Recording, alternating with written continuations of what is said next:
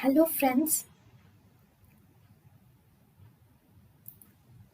welcome to Creative Medicine.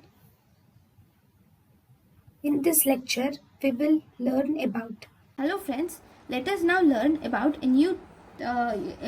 some new questions on ophthalmology. Okay, in ophthalmology, if you see the refractive error, so you have done a retinoscopy, and for retinoscopy is done for refractive error at 1 meter. Then how much diopters should we add? So we will have to add 1 diopter for the value which we get after doing retinoscopy at 1 meter.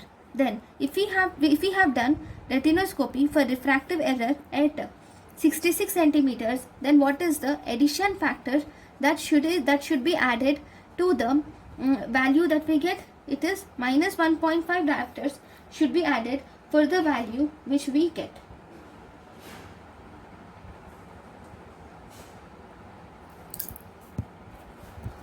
Next important thing is about the blunt injury of eye.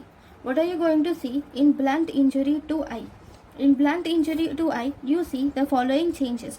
You see a macular hole, okay? You see a Berlin edema, and you also see subluxation of lens in blunt injury of eye. Okay, thank you guys for watching my lecture. In the next class we will learn about some more important one-liners and things we should remember in ophthalmology. Thank you.